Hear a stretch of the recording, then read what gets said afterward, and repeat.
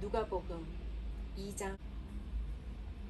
그때에 아구스도 황제가 내린 칙령에 따라 온 나라가 호적 등록을 하게 되었습니다. 그것은 구레뇨가 시리아의 총독으로 있을 때 행한 첫 번째 호적 등록이었습니다.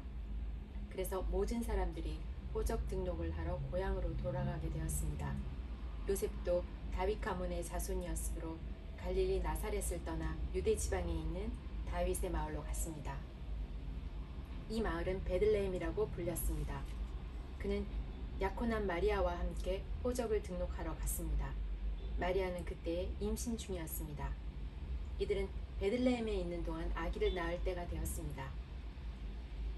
마리아는 마구간에서 첫 아들을 낳아 포대기에 싸서 구유에 눕혀두었습니다. 그것은 여관에 이들이 들어갈 빈 방이 없었기 때문입니다. 그 근처 들판에서 목자들이 밤에 양떼를 지키고 있었습니다. 주님의 천사가 갑자기 이들 앞에 나타났습니다. 주님의 영광이 그들을 둘러 비추자 이들은 몹시 두려워하였습니다. 천사가 그들에게 말했습니다. 두려워 마라. 보아라, 모든 백성을 위한 큰 기쁨의 소식을 가지고 왔다. 오늘 다윗의 마을에 너희를 위하여 구세주께서 태어나셨다. 그는 곧 그리스도 주님이시다. 포대기에 쌓여 구유에 누워있는 아기를 볼 것인데 이것이 너희에게 주는 증거이다. 갑자기 그 천사와 함께 많은 하늘 군대가 나타나 하나님을 찬양하였습니다. 높은 곳에서는 하나님께 영광, 땅에서는 하나님께서 기뻐하시는 사람들에게 평화.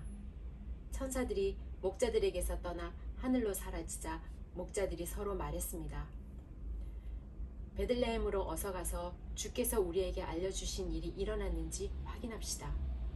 이들은 서둘러 가서 마리아와 요셉 그리고 구유에 누인 아기를 보았습니다. 목자들이 확인하고 이 아이에 대하여 자기들이 들은 것을 그들에게 이야기해 주었습니다. 목자들의 말을 듣고 사람들은 모두 놀랐습니다. 그러나 마리아는 이 모든 말을 마음속에 소중히 간직하였습니다. 목자들이 돌아가면서 천사들이 일러준 대로 자기들이 듣고 보았으므로 하나님께 영광을 돌리고 찬양을 드렸습니다. 태어난 지 8일째 되는 날에 아기는 할례를 받았고 그 이름을 예수라고 하였습니다. 이 이름은 아기가 뱃속에 있을 때 천사가 일러준 것이었습니다.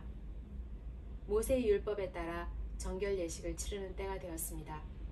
마리아와 요셉은 예수님을 하나님께 드리려고 예루살렘으로 데리고 올라갔습니다. 이것은 주님의 율법에 다음과 같이 기록되어 있기 때문입니다. 첫 번째 태어나는 모든 남자아이는 하나님께 거룩한 자녀로 불릴 것이다. 또 마리아와 요셉은 비둘기 2마리나 어린 집비둘기 2마리를 드려야 한다고 기록된 하나님의 율법을 따라 희생 제물을 바치려고 예루살렘에 올라간 것입니다. 예루살렘에 시므온이라는 한 사람이 있었습니다. 이 사람은 의롭고 경건한 사람으로서 하나님께서 이스라엘을 위로하실 때를 기다리고 있었습니다. 성령께서 이 사람과 함께 하셨습니다. 성령께서 시므온에게 주 그리스도를 보기 전에는 결코 죽지 않을 것이라는 계시를 주셨습니다. 시므온은 성령으로 충만해져서 성전으로 왔습니다. 마침 마리아와 요셉의 율법 규정대로 행하기 위해 어린 예수님을 성전으로 데리고 왔습니다. 시므온이 아이를 팔에 안고 하나님께 찬양하였습니다. 주님, 이제 주님의 종을 주님의 말씀대로 평화롭게 떠날 수 있게 하셨습니다. 제 눈으로 주님의 구원하심을 보았습니다. 주님께서 이 구원을 모든 백성들 앞에 마련해 주셨습니다. 이는 이방 사람들에게는 계시의 빛이며 주님의 백성 이스라엘에게는 영광입니다. 예수님의 아버지와 어머니는 시므온이 예수님에 대하여 말하는 것을 듣고 매우 놀랐습니다. 시므온은 그들을 축복하고 아이의 어머니 마리아에게 말했습니다. 이 아이는 이스라엘의 많은 사람들을 넘어지게도 하고 일어서게도 할 것입니다. 또한 사람들의 비난을 받는 표적이 될 것입니다. 이 일 때문에 많은 사람들의 마음에 있는 생각이 드러날 것입니다.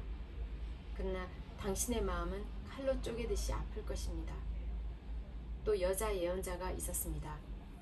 이 사람은 아셀 지파의 바누엘의 딸인 안나였습니다. 그녀는 나이가 많았습니다. 결혼하고 7년 동안을 남편과 살았는데 그 후로 과부가 되어 84세가 되었습니다. 그동안 한 번도 성전을 떠나지 않고 밤낮으로 금식과 기도를 하여 하나님을 섬겼습니다. 바로 그때 그녀가 와서 하나님께 감사를 드리고 예루살렘의 구원을 기다리는 사람들에게 이 아이에 대해 이야기하였습니다.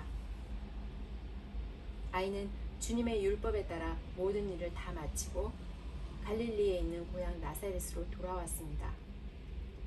아이는 점점 자라고 튼튼해졌으며 지혜도 많아졌습니다. 하나님의 은혜가 아이와 함께 하였습니다. 해마다 6월절이 되면 예수님의 부모는 예루살렘으로 올라갔습니다. 예수님이 12살 되었을 때에도 6월절 관습을 따라 예루살렘으로 올라갔습니다. 6월절이 끝나고 집으로 돌아오는데 소년 예수님은 예루살렘에 남아 있었습니다. 하지만 부모들은 이 사실을 몰랐습니다. 단지 그들은 예수님이 일행들 속에 있을 것으로만 생각하고 있었습니다. 그렇게 하루 정도 길을 간 후 요셉과 마리아는 예수님을 친척들과 친지들 가운데서 찾기 시작했습니다. 그러나 예수님을 발견하지 못하자 예수님을 찾으러 다시 예루살렘으로 되돌아갔습니다. 3일 뒤에 그들은 성전에서 예수님을 발견하였습니다. 예수님은 성전에서 율법학자들 사이에 앉아서 듣기도 하고 묻기도 하면서 계셨습니다. 그의 이야기를 듣는 모든 사람들이 예수님의 슬기와 대답에 놀라워했습니다. 예수님의 부모도 그를 보고는 매우 놀랐습니다. 어머니가 말했습니다. 아들아, 왜 이렇게 하였느냐? 너희 아버지와 내가 걱정하며 너를 찾아다녔다. 그때 예수님께서 대답했습니다. 왜 저를 찾으셨습니까? 제가 아버지 집에 있어야 할 것을 모르셨습니까? 그러나 그들은 예수님이 하신 말씀을 이해하지 못했습니다. 예수님은 부모와 함께 나사렛으로 내려갔습니다. 그리고 부모에게 순종하였습니다. 마리아는 이 모든 일들을 마음속에 간직해 두었습니다. 예수님은 지혜와 키가 더욱 자랐고 하나님과 사람들로부터 사랑을 받았습니다. 누가복음 3장.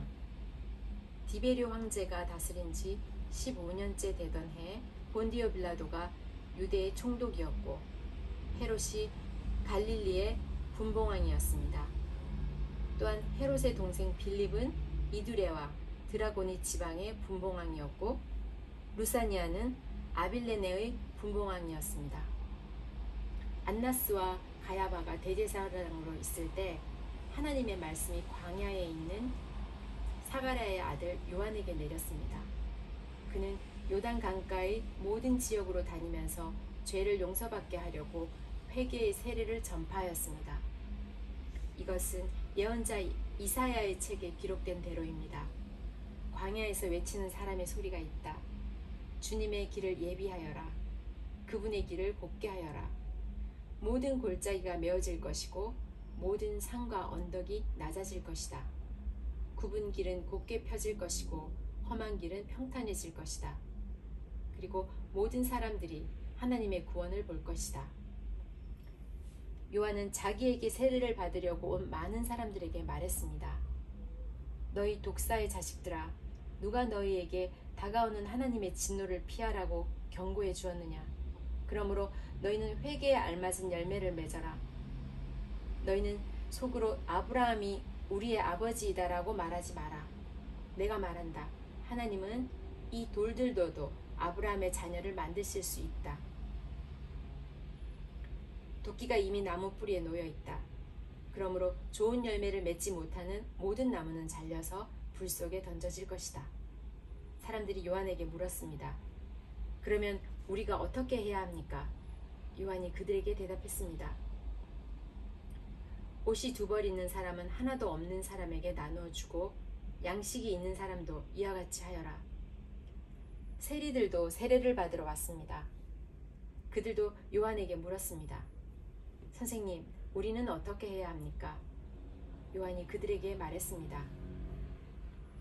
세금을 거두도록 지시받은 액수 이상으로 거두지 마라. 군인들도 요한에게 물었습니다. 우리는 어떻게 해야 합니까? 요한이 그들에게 말했습니다.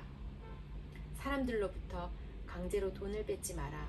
거짓으로 고발하지 마라. 그리고 임금으로 받은 돈을 만족하게 여겨라. 백성들은 그리스도를 기다리고 있었기에 혹시 요한이 그리스도일지도 모른다는 생각을 마음속으로 하였습니다. 요한이 모든 사람들에게 대답하였습니다. 나는 물로 세례를 주지만 나보다 더 능력 있으신 분이 오실 것이다. 나는 그의 신발끈을 풀기에도 부족하다. 그는 너희에게 성령과 불로 세례를 주실 것이다. 타작마당을 깨끗게 하고 알곡을 곡간에 저장하기 위해 그분은 손에 키를 드셨다. 쭉정이는 꺼지지 않는 불에 태워 버릴 것이다. 요한은 이 외에도 많은 권면을 하면서 백성들에게 복음을 전파하였습니다. 헤롯 분봉왕은 헤로디아의 일과 그 외에도 그가 저지른 여러 가지 악한 일 때문에 요한에게 책망을 받았습니다. 거기에다가 헤롯은 한 가지 악을 더 저질렀습니다. 그것은 요한을 감옥에 가둔 것입니다.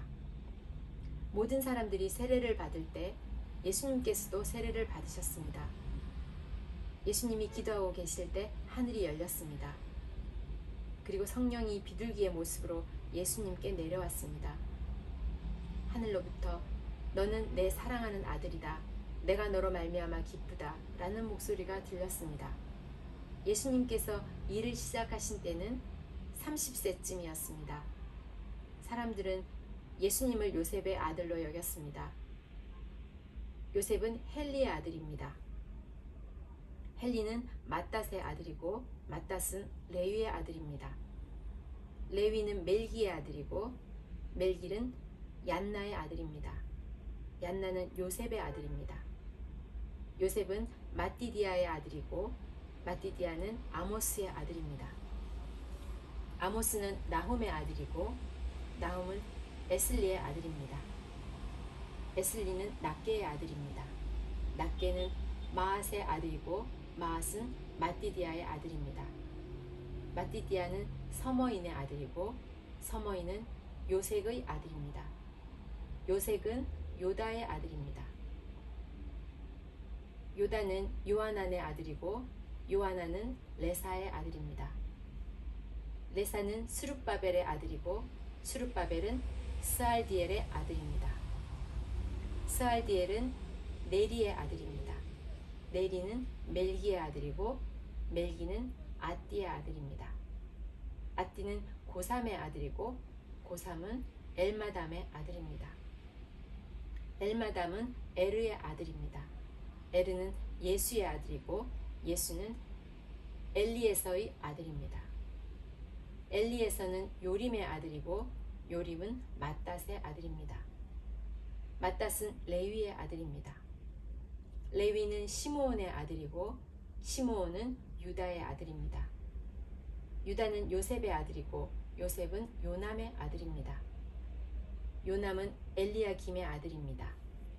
엘리야김은 멜레아의 아들이고 멜레아는 맨나의 아들입니다. 맨나는 맏다다의 아들이고 맏다다는 나단의 아들입니다. 나단은 다윗의 아들입니다. 다윗은 이새의 아들이고 이새는 오벳의 아들입니다. 오벳은 보아스의 아들이고 보아스는 살몬의 아들입니다. 살몬은 나손의 아들입니다. 나손은 아미나답의 아들이고 아미나답은 아드민의 아들입니다. 아드민은 아니의 아들이고 아니는 헤스론의 아들입니다.